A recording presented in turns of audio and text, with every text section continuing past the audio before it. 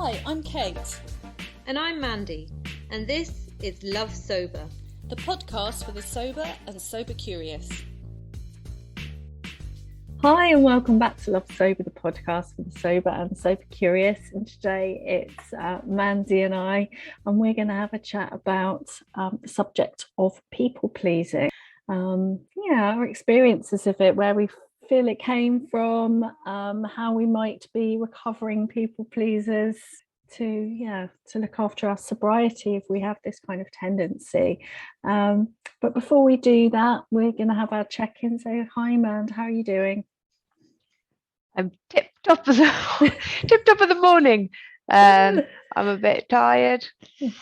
I am a bit tired. Yeah, we're both a bit tired today, aren't we? Let's start on a high. I'm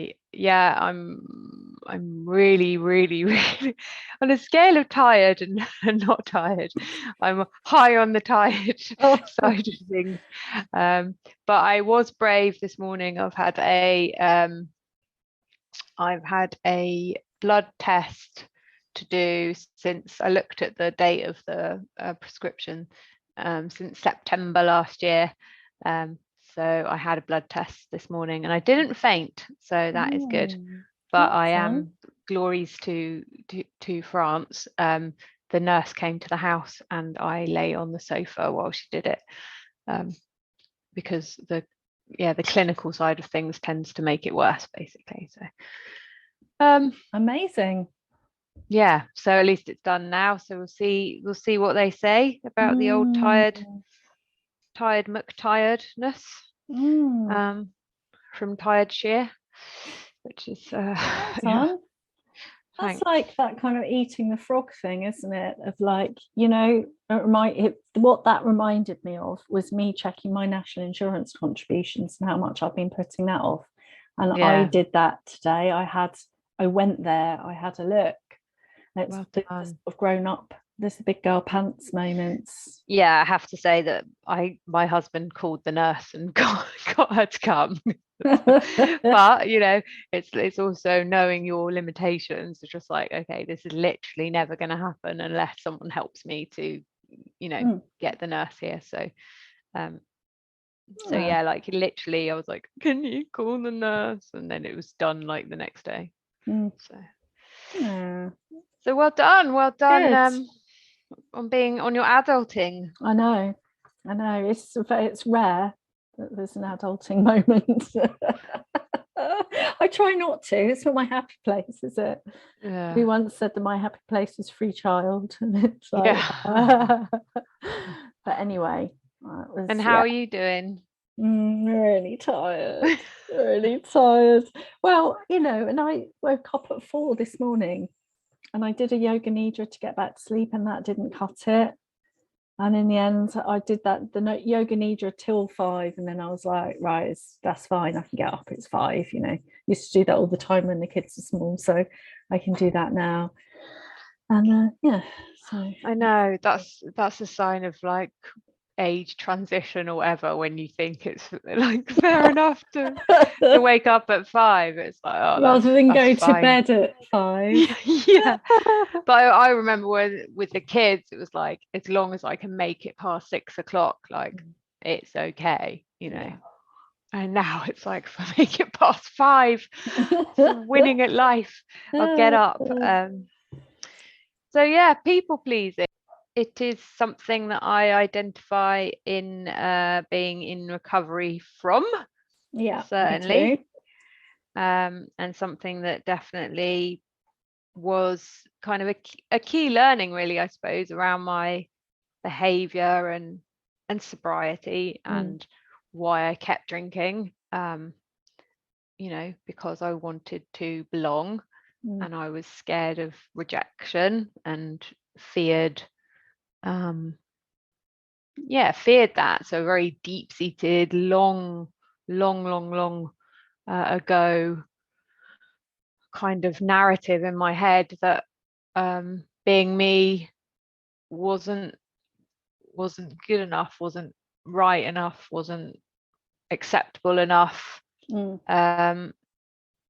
that was a danger you know, and so it was better to go along with things really. And and we were talking earlier about, you know, kind of the learning around trauma and the fact that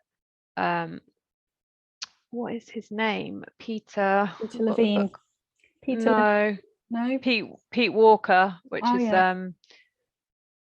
Surviving to Thriving Complex PTSD. He was the person that brought together the term of fawning, excuse me. So, you know, we've always looked at trauma as, you know, this like fight, flight, freeze. And fawn is what was introduced through his work and has been recognized as a response, you know, to trauma, which is essentially to people please. So, and it's sometimes called appeasing, isn't it, as well, in that world, which is almost it's an easier word for me to use, sort of appeasing and the people pleasing. Definitely, I resonate with that. And I was actually watching something that Taryn Strong was doing about being a trauma-informed practitioner. I just found myself on the She Recovers site coaches bit yesterday, actually, and she was talking about our understandings of that, because it's like with alcohol, most of the studies were done on men because coming out of war zones, so they were done on veterans, and we didn't have much of an understanding of how it played out for women in. And you know, and so the kind of definition is, and as you said earlier, like this is super, like everything's on a spectrum. You know, you might identify with some of this or none of it or all of it, you know. And I think we have a tendency, which is again part of this narrative, to kind of gaslight ourselves and go, oh, that's not me. Oh no, it's not, I'm not bad enough.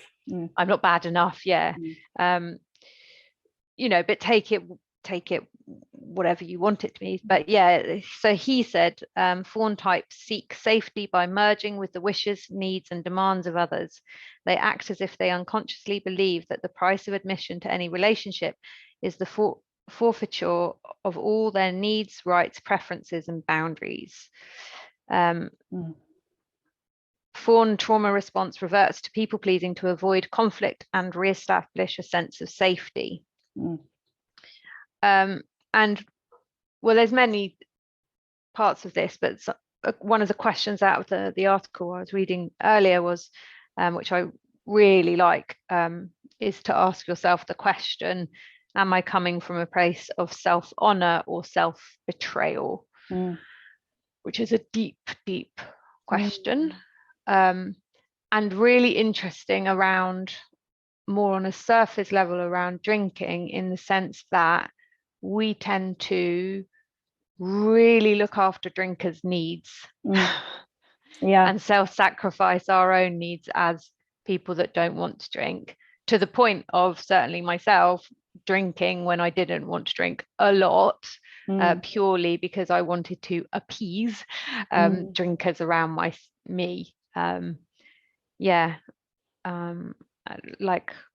mean, I went to this first yoga session yesterday, and then meeting people, and she put me on the spot and was like, oh, we'll do a round robin and what you do. And I obviously overshared massively, which is part of this as well, isn't it? It's the other side. And I was like, you know, I'm a coach, wellbeing coach. I work a lot with, you know, addictions, and also, you know, especially around alcohol and, you know, women and it's my journey and and then I spent the whole rest of the evening just worrying if I'd made them feel bad about their own drinking. Like, rather than kind of like honoring my kind of brilliant choice not to drink. I was just like, oh, I hope they don't feel judged. Like, I hope they don't feel like I've, you know, made some sort of comment, or, you know, literally, and like was like typing out messages to the yoga teacher this morning going, you know, I really hope I didn't make anyone feel uncomfortable, and then deleting them and going, no, maybe you should just leave it. But it's that conscious kind of constant looking after everyone's needs, but actually, where's your needs in that? Yeah.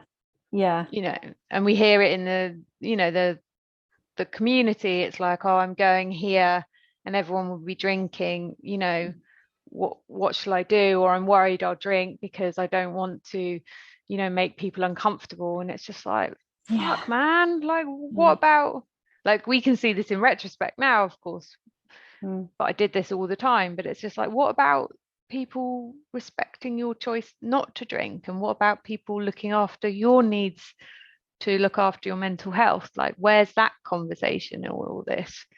Yeah, and I think that it's why I was thinking about this. It generally rears its head for me when I want to be accepted, when there's that element of, so when I was in my musical theatre group and I got put on the spot, and it was like, actually, I really cared about that. I really want people to like me. This time I'm like, I don't care.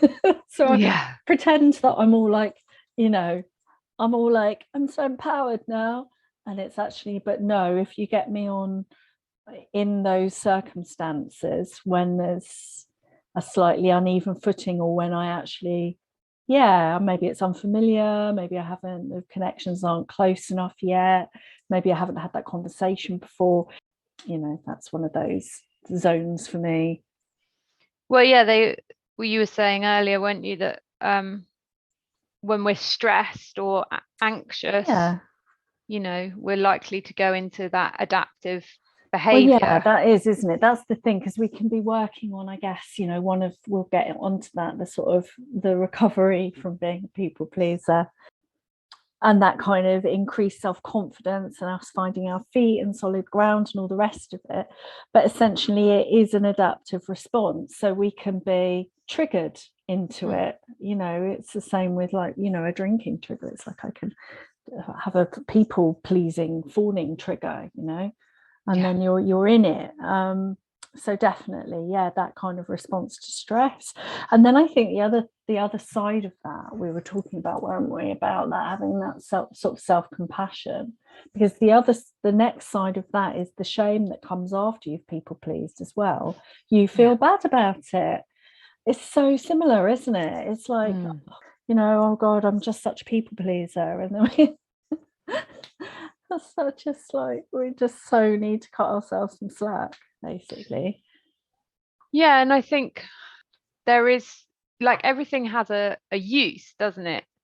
So there is times, you know, when it's useful to be adaptive and be able to read a room and be able to, you know, be a bit of a chameleon or whatever, because you're not always going to be in environments where you're absolutely matched with people.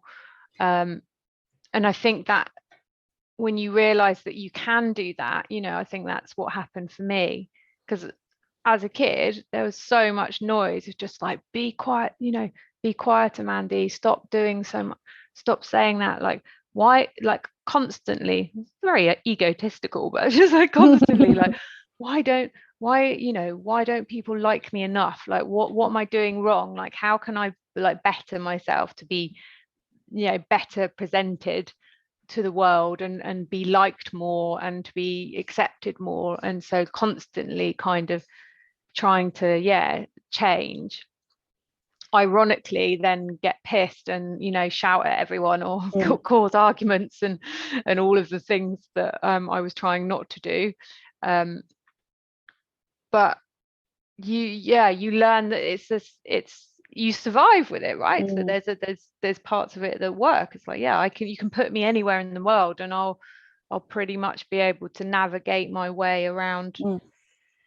I mean, it is like a superpower if it's conscious and if it's used. And that's why I think that first, going back to that first quote that you read, that question, is this coming from a place of honor, or is this coming from a place of whatever it was, betrayal?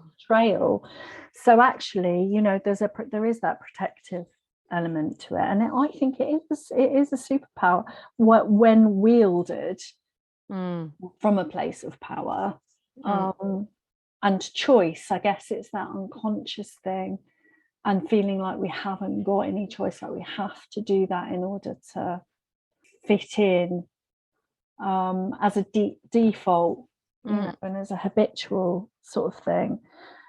And I do think there's a kind of, and that's why I was thinking about that kind of gender piece to it, and how mean we can be if we're people pleasers, right?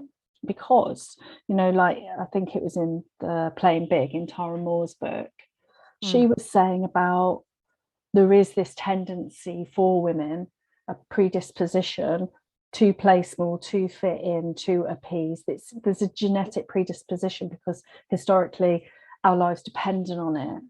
And who knows, with epigenetics, maybe we've just we've got genetically, we carry that blueprint no matter what. And also, so that is evolutionary, and it is a superpower. Yeah, it's just not if we only have that in the toolkit. yeah. And obviously, so what she was referring to then was in terms of that we had no power before. We had no right of owning our own home, we had no right to our own money. If you were seen as outspoken, you wouldn't marry well. I mean, you can see it with Bridgerton, can't you? I'm watching the second series at the moment.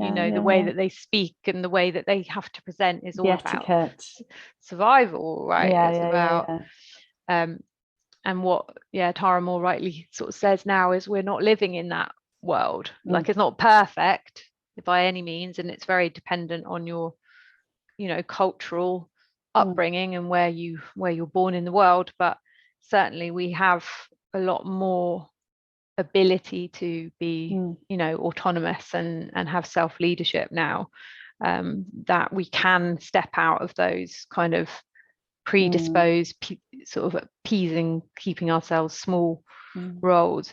And I think something that I found difficult throughout my whole life is because everything with am I not neurodiverse?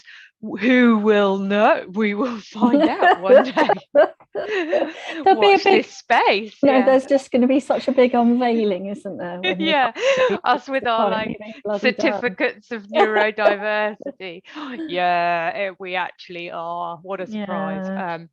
But because, and it's just that it was quite an epic little example there that I just did of my own special self.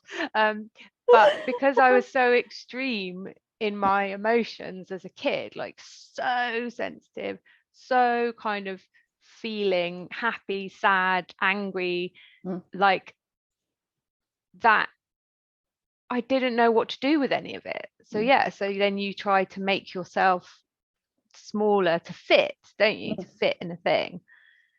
Because I went through a period where I had so much anger, like, and I've had periods like, so in my teens, and alcohol was, I self-moderated not to drink white wine when I was like 15 because it made me so angry that I'd start fights with people, and the honor of my mates, I was constantly kind of like picking fights with other girls. And then I had a real period of anger in my 30s when I was very unwell with my mental health. And now, like, I very rarely even enter into any kind of argument or discussion. So it's almost like that thing of like extremes again, it's like, well, when is it okay? Because you were saying quite often now you just like literally just leave the room. It's just like, this is too much, like I'm leaving the room. And that's come from a place of, anyway, you carry on and then I'll speak to that piece. But for me, one of the questions now in terms of this, like playing big or being seen, or all of these questions we're sort of having now of like, how do we want to go forward into the world and be the best version of myself as a woman in the world. Part of that for me is using my voice, right? Is actually having an opinion and actually not taking comments that I hear, not people pleasing when it's inappropriate, not having my boundaries slashed, all of those things. But at the same time, it's having that balance. So it's just an interesting point for me at the moment where it's just like, I'm not happy silencing myself and I'm not happy being like Aggie Mandy that she was when she was 15. Surely there's like, gotta find that kind of adult, that middle ground somehow. That adult activist voice, I guess. But yeah, so it sort of makes me think of what I do, and I think it's that reactive. Like I often say, don't know, we were talking about impulsivity earlier on, and I was talking about how naturally impulsive, extremely impulsive, and how much I work to control that, and have found ways in my adult life to control it. And again, ironically, whilst using alcohol, that would be the floodgates, the extreme control I had on my life. Yeah. And then drinking, then that would take the pressure off, because I'm working constantly against my impulsivity or whatever. And then now, obviously, I've completely forgotten what I was going to say. Oh, yeah, and that's sort of what is the adult space. And for me, that often comes down to managing the state and doing yoga. Yoga ball. I haven't had my yoga ball moment yet today. Yeah. The podcast. But that, managing the stress response, the power of the pause. And then, being able I think that's what it is that reactivity. That's where the work is, I suppose, isn't it, in finding your voice, because it's not about shouting back. Sometimes it is, but it's about taking a step back and then coming back with like some badass, very well constructed, well formed voice, which can be held well, it's interesting. I was just thinking of how much anyway, deep. This isn't therapy. I'll muse upon that on my own. But, the other thing that I was thinking about in terms of the people pleasing and the alcohol piece is that this is again about boundaries, isn't it? And knowing where our edges are and feeling comfortable to advocate for our edges, and finding appropriate ways of communicating our edges and for our needs. And so again, so many people with alcohol, who have alcohol use disorder, struggle with that. It was for me, and I see it all the time, is that way of blurring over those boundaries, because to have a boundary is essentially uncomfortable. To say no to someone, to feel that edge, was difficult for me. So it went hand in hand. The people pleasing and the alcohol use was a boundary piece, and it was there so that I didn't feel uncomfortable, I guess.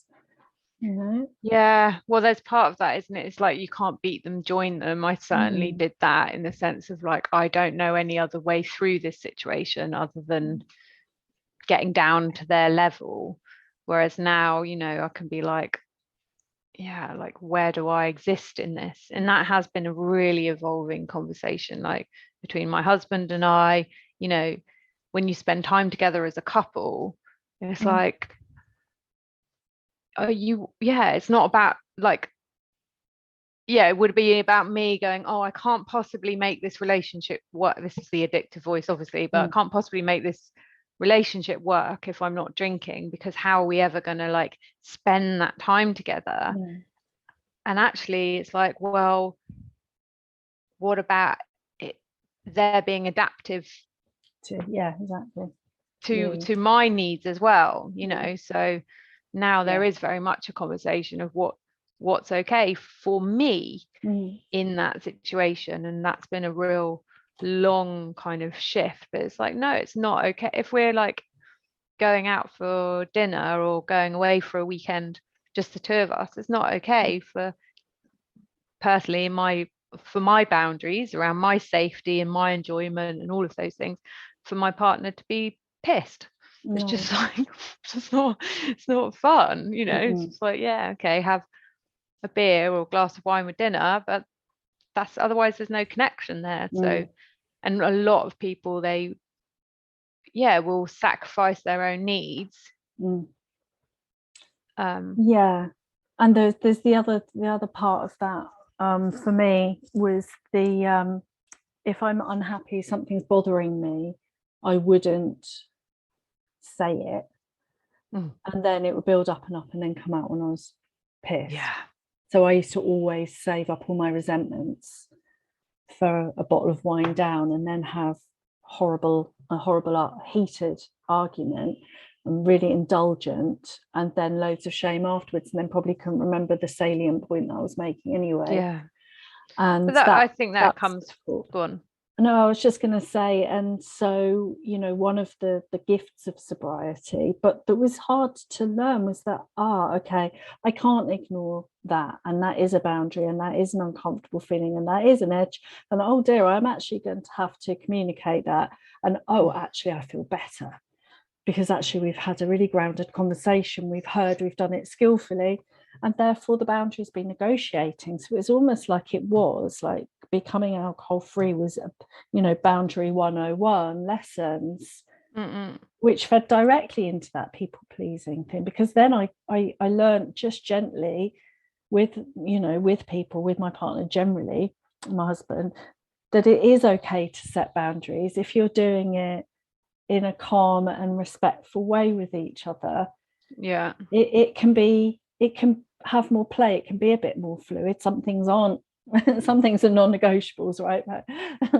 And so it was a skill that was given to me, I think, and I've been able to develop because of being alcohol free. So by stopping drinking, it has, but as a byproduct, had a very positive impact on my people pleasing. Yeah, same. And I think, well, you know, also in terms of that sort of self-compassion and understanding piece, you know, certainly for me, all of it boils down to a fear of being rejected. Yeah. You know, so it's like not saying my boundaries, going along with things, not, you know, doing things that I don't want to, all of those things was because I was scared that if I use my voice, then people would leave me, you know, and I'd be alone. And I mean, there's two learnings, I suppose, as an adult for me that's been very much a work in progress in all my relationships. You know, it's that kind of, do people want me to be doing this, but who says they want me to be doing this behavior in the first place? You know, and who's saying that they will reject you? And that's about building really sort of solid, trustful relationships in your life, you know, and that can be quite hard, you know. But, you know, yeah, as you say, if you can have calm, skillful conversations about what you need and what's important to you, people that love you, they don't leave. Which is a relief. But yeah, I mean, this is a very this whole subject is very messy for me. I'm still definitely a work in progress with it. I've got written up on my wall here, stop compromising your feelings to protect others because you fear they will reject you. Who says they need protecting, and who says they will reject you? And if they do, were they worthy of you?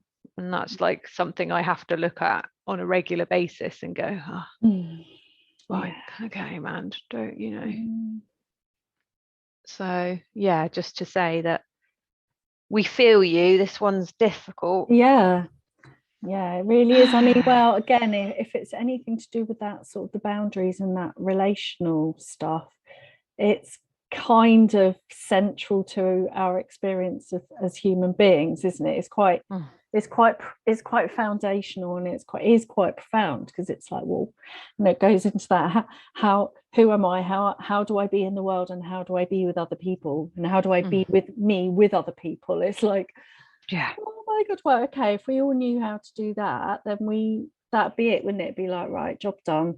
It's like, it feels like it's a constant flux as we, you know, we grow, we develop, we have different people come into our, you know, it just feels like one of those big life lessons that we have to learn. I mean, it's learning with And then again, it feeds. Right? Then we have kids, and I know. Well, I was just thinking about that, because it feeds into that whole thing of, of perfectionism in motherhood, and one of the reasons, this classic sort of example, the reason why I'm so tired, is because for the first time in 2 years, I actually got up the courage to go to a yoga class, which finished at 9 o'clock. But of course, I'm not prepared or whatever.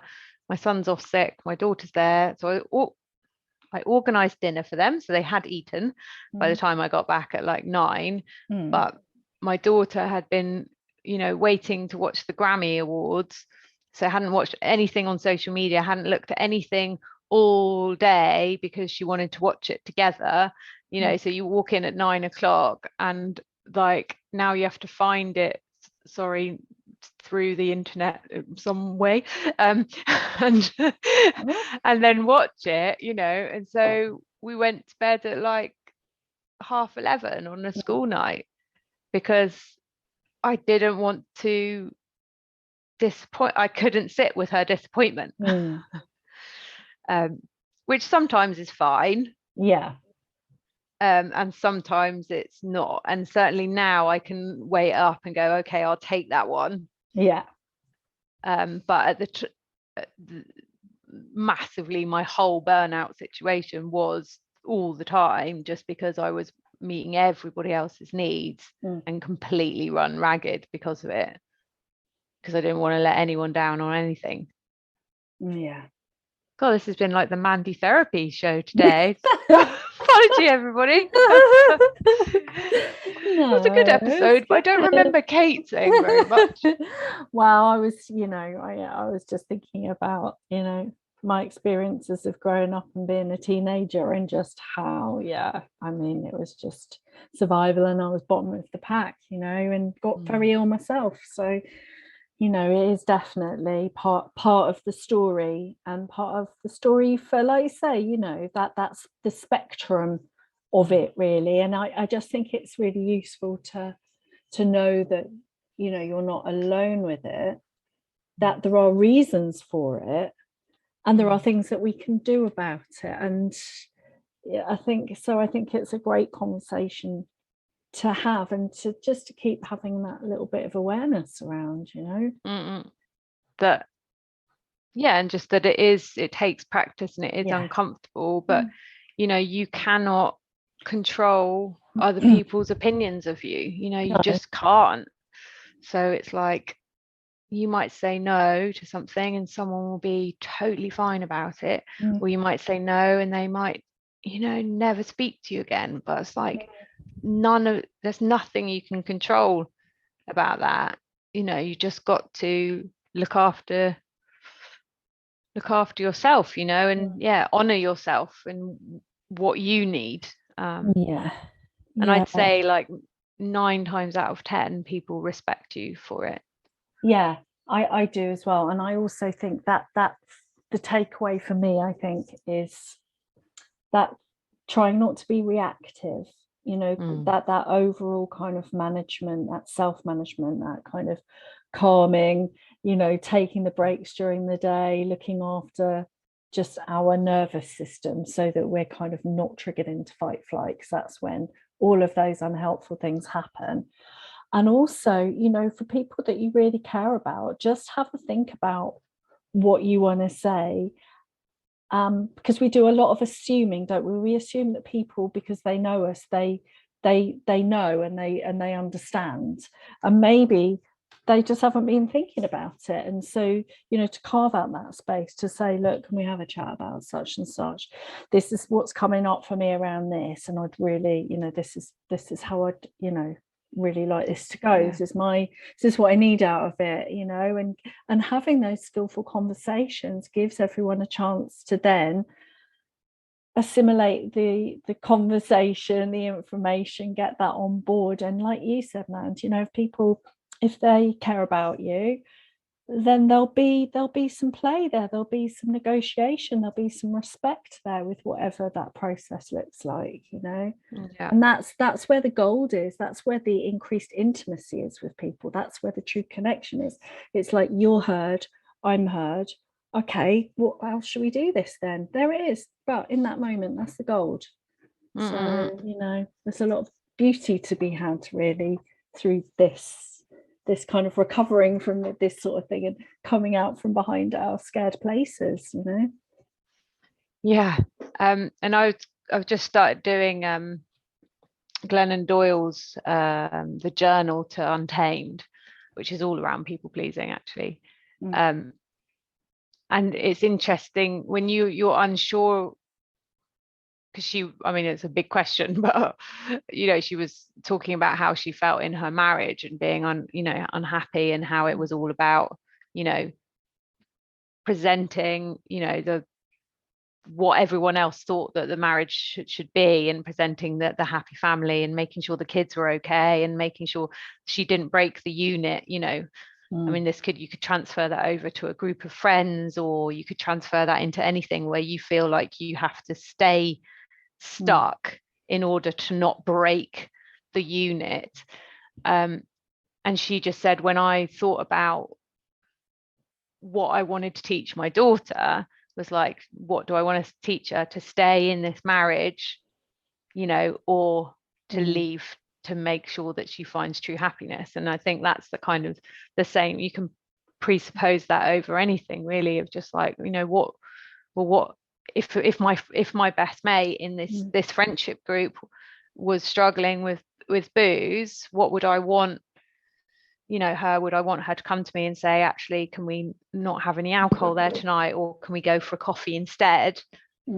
Or would I want her just to suck it up and you know, just to make sure that I was okay? Because again, it's that assumption, isn't it, of just like, how do you know that they need protecting, or that they even want to be protected? So yeah, big subject. Yeah, it is. It's a juicy topic. What's your tip of the day?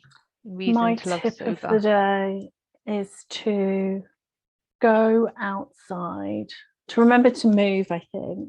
Yeah, I did this yesterday. I got on my bike, my broken bike that goes and I was like, you know what, I don't care. And I found this lovely like little woodland path, and I just cycled. It was like, I just have to breathe, I have to work my muscles a little bit, I need to get out, I need some fresh air, I just need to just sort of change it up and move. So I think, and it really did, it did me so much good that obviously I woke up at 4 and I so don't move. So but I think that get outside, get a bit of fresh air.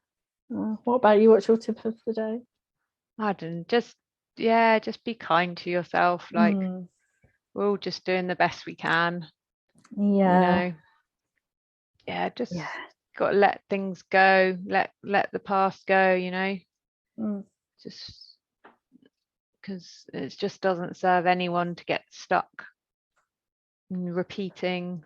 I mean, I think we'll do an episode on shame soon, but you know, I was thinking about this, how much I would replay situations. Like, I remember going, because I've been friends with the same people since I was like 8. We went on holiday for the weekend, and I started bringing up stuff that happened when we were like 14, 15, and they're like, why the fuck are you thinking about that? You know. But I was stuck in that when I was like in my drinking. I was stuck in that shame that I was like constantly replaying, constantly on a loop, all the bad things I'd ever done. You just got to let that shit go. You do indeed. And what's your reason to love sober? I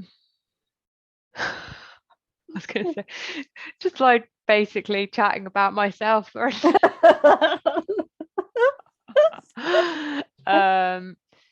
was it? Oh yeah, I don't know, being kinder to myself for sure. Yeah. I was really horrible to myself. Yeah. And isn't it, I am a bit of a dick, but it's okay. No one's perfect, so. No, indeed. About you? My reason to love sober is that even though I haven't slept since 4, I'm not hungover. I haven't got that evil crawling fucking thing going on. So it's all right. All it is that I didn't sleep very well. That's all it is. Things are what they are because I'm sober. Nice. So if you're immediately concerned about your drinking, do just reach out, send up a flare, get in touch with us, hello@lovesober.com. Get in touch and let us know if you want us to cover any particular topics, and we love to hear from you. And just know you're not alone. Stay safe, and we will see you next week for more chat.